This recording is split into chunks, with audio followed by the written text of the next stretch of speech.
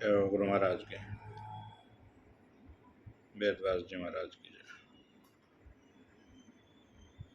दुखेष्वनु दिग्नमना सुखेषु विगत स्पृह वीतराग भय क्रोध स्थित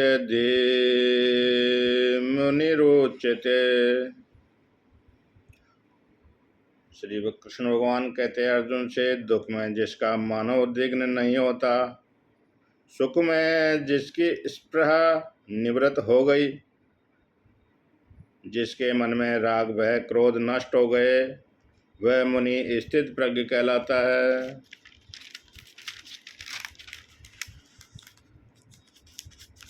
स्थित प्रज्ञ का मुख्य लक्षण है आत्मानंद की अनुभूति द्वारा सब कामनाओं का त्याग।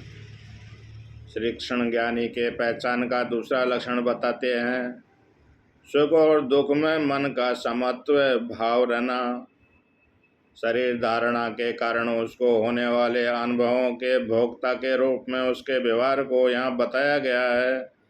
स्थित प्रज्ञ मुनि वह है जो राग भय और क्रोध से मुक्त है।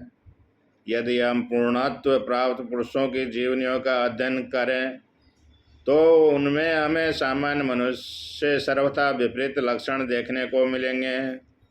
सामान्य पुरुषों की सैकड़ों प्रकार की भावनाएं और गुण ज्ञानी पुरुष में नहीं होते, इसलिए यहाँ केवल 3 गुणों के अभाव को बताने से हमें आश्चर्य होगा।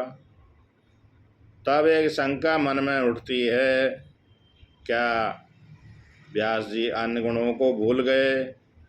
क्या ये वाक्य पूर्ण लक्षण बताता है? परंतु विचार करने पर ज्ञात होगा कि ये शंकाएं निर्मूल है। पूर्व श्लोक में ज्ञानी के निष्काम महत्व को बताया गया है और यहाँ उसके मन की स्थिरता को। जगत में अनेक विषयों के अनुभव से हम जानते हैं कि उनके साथ राग और आसक्ति की बुद्धि होने से मन में भय भी उत्पन्न होने लगता है। विषय को प्राप्त करने की तीव्र इच्छा होने पर यह भय होता है कि वास्तव में वह वस्तु प्राप्त होगी अथवा नहीं। वस्तु के प्राप्त होने पर भी उसकी सुरक्षा के लिए चिंता और भय लगे ही रहते हैं।